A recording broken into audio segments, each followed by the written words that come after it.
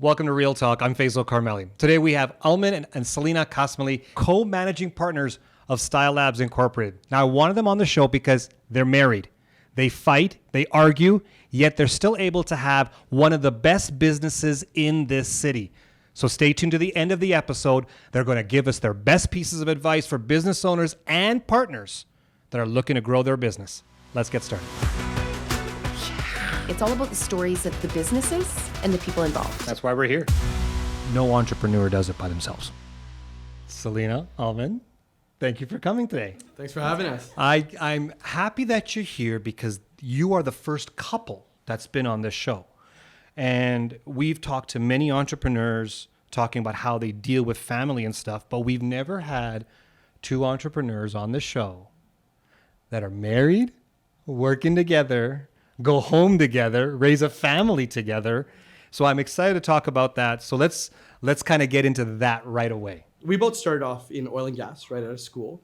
My background is actually in applied energy economics, which has nothing to do with entrepreneurship or marketing, right? That's usually how it works. Yeah. When we first started, I actually worked at in Canada. Selena was at Shell. And we decided we were going to be the 9-to-5 couple. We were going to raise our 3 kids and dog and have our white picket fence. And then something went off in my head and I decided I wanted to be an entrepreneur. So she stayed. She decided, you know what, I'm going to work at Shell. I'm going to hold the fort down. And for a long time, for the first 3-4 years of our first business, which was a market research company, she was my sugar mama. She was basically supporting the whole thing, you know, like this is the whole package right there, you know. So she supported the vision and held down the fort while we were trying to develop this thing. It was around 2010.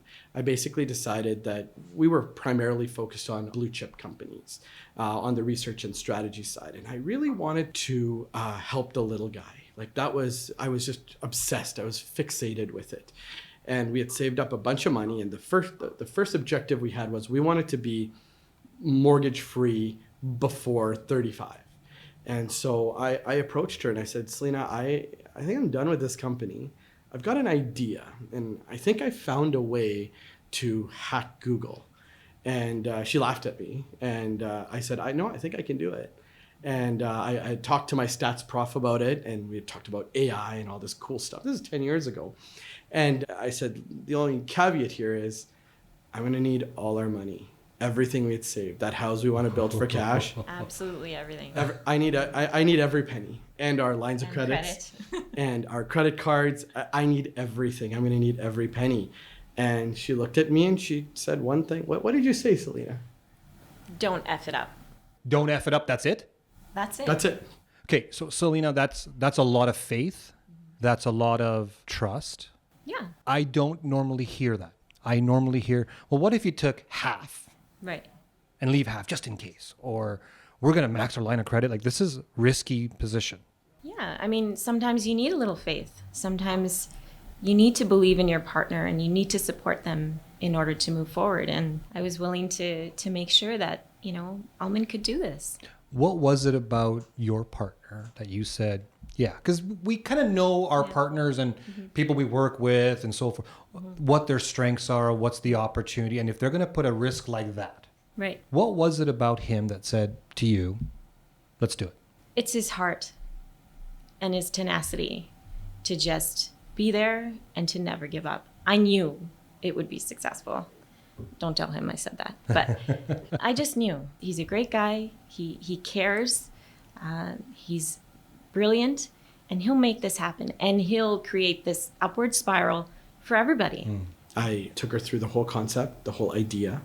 I took her through the vision of where we wanted to start with this website or this hub, and then turn it into an entire business ecosystem for small entrepreneurs, small businesses. I think what helped was while we were in the research company, we had actually spent tens of thousands of dollars on a website. The company said that they needed us to pay them up front. So we paid them up front and they disappeared on us. Wow. And at that time we're young and that was a lot of money, right? Yeah. We were doing well, but every penny counts when you're a small business. And so we'd just been through that. when I had this idea, there's actually a little bit of a backstory to it. So one of my closest friends, he was working with an agency, and I was telling him about how we'd just been ripped off on this website.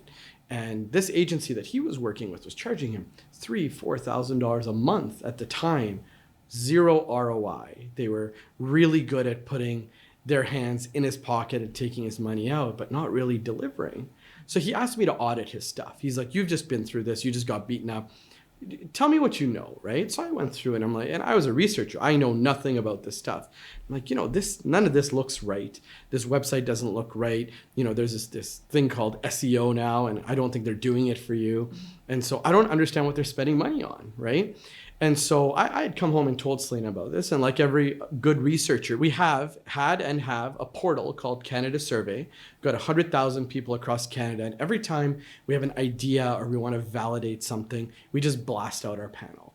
So I blasted out the panel and I talked to all these small business owners. And 85% of this respondent base, and I think there was over 1,000 of them, this is a long time ago, but they had been ripped off. Their web designer was either taking months to make changes, charging them hundreds of dollars an hour, holding them hostage, stealing their domains, taking their marketing assets, duplicating them and reselling them. This was a problem. Like I came to her and I said, give me all this money, or can I have some of our money? and I threw the research down and I gave her the schematics of the AI and I said, this is everything. Did that give you the confidence? Did that help? Oh, yeah, absolutely. I mean, having the research background and knowing consumer triggers and working with all these big companies on these amazing ideas. I mean, it wasn't fair that a mompreneur or a solopreneur or a small business didn't have those advantages. So it sounded like an excellent idea, but I knew Almin would take it all the way. Let me tell you, Selena and I have spent our lives falling into potholes and hitting brick walls and speed bumps. And, the vision was that we wanted to be the company that was there for others the way we wish somebody had been there for us. And that's how I said it to her. I said, it's not fair. Being a small business, you have all this talent, you have the heart, you have the tenacity, but it's not fair. As a business, you are at the mercy of your landlord, your employees, your suppliers, the bank. And you know what? You have to go through all of these hurdles to actually fulfill that dream. There are so many terrible vendors out there that know that you've got the passion and are really good at taking your money and not giving you anything.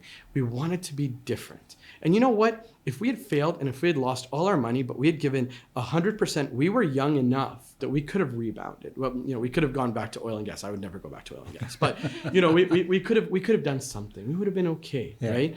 But you need a partner who's willing to jump off a cliff with you, not knowing if that's water or rocks, right? Yeah. That's what she was.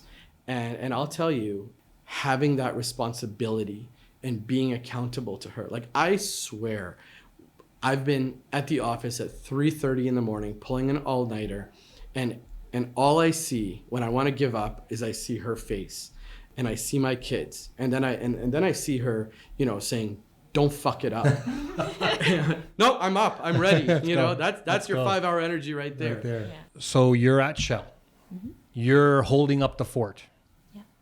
And there's a point in time in the future where you say, I want to be part of this. Mm-hmm. How did that happen? When the company grew to a point where we needed more support, we needed better staff, we needed more people we could trust. Almin was pulling all-nighters, but not able to successfully finish what he needed to do. And watching him leave for the office before the kids woke up and come home after the kids were sleeping, I just didn't want him to go through that alone anymore. It wasn't something that anybody should go through. And so I decided to be there. I decided to help out. I decided to share that load and that burden and make him feel like he wasn't alone. When I decided to start Stylelabs, we still had a fully functioning research company. Mm-hmm. So when I jumped ship from our first company, she quit her job at Shell and she took that company over first. She took it over and she ran that research company for 5 years. Right. Yeah. And she's the one who, she actually grew it to an astronomical, like it was just another level. And she actually set us up for an exit on that company, where we didn't get bought out by one company, but we actually got bought out by 3 companies in 3 different countries. And so she was the quarterback for that. And you know, she never brings that part up. But realistically, like, she held down the fort again and gave us the baseline, because all the money we had was not enough to build this technology. So that company actually fed this company for quite a while before it took off. So she has always been there, even on that end. And then when we exited, she said, okay, I'm done. Like, I got to do something for me now. And, you know, she talked about, like, Selena was pre-med, you know, she was going to become a doctor. And, you know, now she was at this age, now she would have been Patch Adams, but she wanted to do it, right? Yeah. And she was going to go back. So what happened there? It's about you now. Yeah. Because it was about we, and you, I would use the word sacrifice. You held up the fort. Now it's about you. But at the same time, I feel that the company is just at a different level, and I can manage anything. If I can pick up a company with very little training and take it to the next level and have that successful exit, I can take on anything. So that was my next calling, was to just be there for these businesses so that they can be there for their families, and so on and so forth. You know, she's very humble about it, but I'll tell you, the reason that she came to Style Labs was because I was breaking. We were growing so fast. We were doing a deal a day. And, you know, we were doing everything for ourselves that we do for our clients. And we couldn't handle the volume. And the company had become too big for me to pull an all-nighter and get everything done. Could not do it on talent and on tenacity alone, right? We needed more people. We needed more leadership. So we tried things. We tried to bring in management. We tried to bring in another partner. And every time we did this, we were left cleaning up these awful messes, buying people out. Like, it was awful. I was in an awful state of mind all the time. I was miserable to be around, right? I was pissed off all the time. I would come home. I was a complete jerk. And finally, she sat me down. She said, what is your problem? Like, why are you such a dick? And I told her, I said, I'm stuck. Like, I am stuck. These people are all depending on us. And I don't know how to, I know what to do. I just don't know how to do it anymore. So she said, no more partners. She said, no more managers or leadership until we actually get, you know, a grasp on this thing. And she came in, she took over creative and social media. And I'm telling you, the company overnight leveled up. Like, all the things that I find ultra annoying about her in terms of her, like, attention to detail and how particular she is, she basically applied that in such a phenomenal way. And the way that we leveled up, it was profound. And it allowed me to work on the business instead of in the business. And then I'm really bad at hiring people. I'm awful at it because I hire from the heart. I hire friends, relatives, people who are close to me who I want to change your life. It's not about you helping me. I want to change your life. I want to create a career for you. And she's like, you're just stupid. Yeah. You are like you're grounded. Yeah, you're not allowed to hire him. You grounded him. I grounded him. And you're done. You and cannot fire. She said, you're not allowed to hire or fire. Yeah. You can't make those decisions anymore. I had blown up accounting, bringing on a couple of people because they were friends and we were trying to give their new firm a chance. Destroyed us, put us in these awful, like, you know, receivable positions where people owed us tons of money that we couldn't even collect anymore. And she's like, why do you keep doing this? Like, don't you understand? You want to help these people. You want to create opportunities, but they're blowing up your shit. Yeah. You need to stop. And I command you to stop. Selena, was that the first fight? Oh, Was that the big one? No. What was the big fight that you guys have had about this business or working together? Today? In general. In general. I think, personnel issues was a huge obstacle to our scaling abilities and for us to make the right decisions, and accounting and finance and having a good grasp on those numbers and then making decisions based on data instead of your heart. So to make stronger, more methodical decisions based on those two things. So one of the biggest challenges and fights was, okay, can we afford this person? I don't know. Well, how do you not know? Right? It's been, so, how do you not know? Yeah. And also a little bit of control too. Suddenly I came over and took a little bit of his space, and he was used to calling the shots on his own and doing things on his own. So he had to give a little bit of control. So that was a really big fight. Sorry, I'm just tallying up all the fights right now.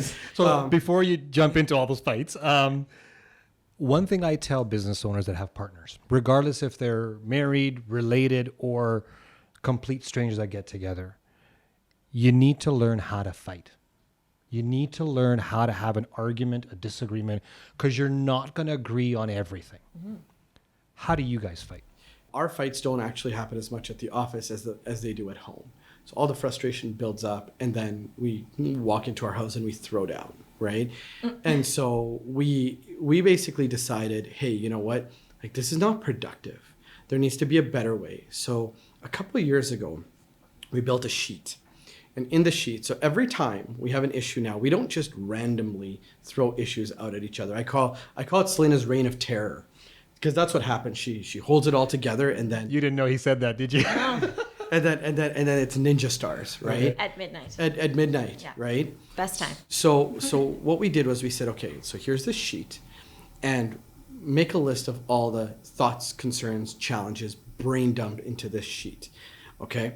Then take that and break it down into what the challenge is, what are your concerns, what can you do better, what can I do better, and how do we move forward? It's a productive baseline, and it's one where, it's respectful. So using that document for sure. We also have a safe word at the office. So You have a safe word. have a safe word. Yeah. So when we're in a boardroom and when we are with our staff and our management team or whatnot, and we have disagreements. Everybody does. It's called popcorn. So sometimes we make a lot of it Okay. during our meetings, but yeah, we never take it to that point where it's going to hurt each other. The reason that we believe, I'm going to speak for you because we've talked about this, that people have these violent fights and can't get over them and sometimes say things that they're going to regret, is because they're reacting instead of analyzing and assessing. And I think you have to go through that period of analysis and cool down and structure before you actually have the real fight. Fights are good. Fights are healthy, but it needs to be done in a structured and productive way. If you're just there to yell at each other, that's not getting you anywhere. So how do you keep, I've got something to write down for Sunday. It's Tuesday. I'm pissed at him. You didn't do your thing at home with the kids. I'm making stuff up here. Yeah. I'm going to yell at you about that, but you're sandbagging that conversation for Sunday about business. How do you put it into different compartments? NyQuil. You know what? We had a coach, not a marriage counselor, like a business coach, who really worked with us on leveling up our leadership capabilities. And we've read a ton of books and worked with a lot of coaches that teach us how to coexist as a married couple in business and personally. So as long as when you're having that fight, when you're having that argument, you are having it with the baseline understanding that you're on the same team, you can always move forward. So both of you are working with small, medium-sized businesses. Some of them are solopreneurs. Some of them are married like the two of you. Have you ever had a couple sit in front of you that own a business that are not on the same page? All the time. All the time. How do you deal with them? Okay, Miss Details, I'm going to take this one. Go for it. So first of all, we have a very good structure and process. So they sort of have to stay in that container. We go through a guided discovery and a white glove process, and we do all of this stuff to get them on the same page.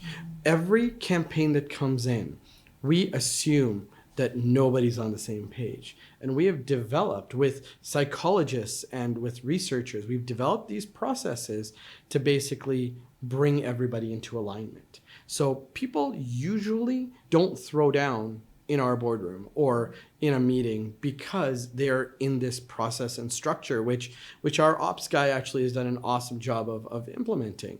And it makes things way more efficient. And what it does is it facilitates collaboration. So in the past, we've had partners actually like get into fist fights Really? in meetings, like literally get down to shoving. They're not married, just regular partners. No, not married. Okay, no, okay. no, just Scared me regular there for a partners. minute. But now it doesn't happen anymore because everything is about process. As long as you take the experience and you put that structure in place, you actually facilitate the win for them, and they leave and come back and be like, "Huh, you've actually helped us reconcile and navigate and calibrate." You know what? It's hard. It is hard to see somebody every day, you know, in the office, at home, like we On actually vacation. on vacation, like I see this face more than any other face. It's a great face. I love this face. But the reality of it is sometimes she needs alone time. I need alone time. So we give each other this space to reboot. Because you know what, entrepreneurship's hard. It is hard. And you know what, we need to give each other that in order for it to be healthy. Normally at this point in time, I have one guest and I ask that individual give 3 pieces of business advice to our viewers today. So I'm going to ask each of you for 3 pieces of advice. Selena, I'll start with you. We've got a lot of people out there that are partners and married in a business. What pieces of advice would you give them today? If you're married and working together, the first thing you need to do is respect each other. Understand each other's strengths and weaknesses and help each other navigate through that. And don't fault your partner for not understanding certain things, you know. Stick around, hear them out, work together. You're on the same team. There's nothing that you can't do together. So be there for each other.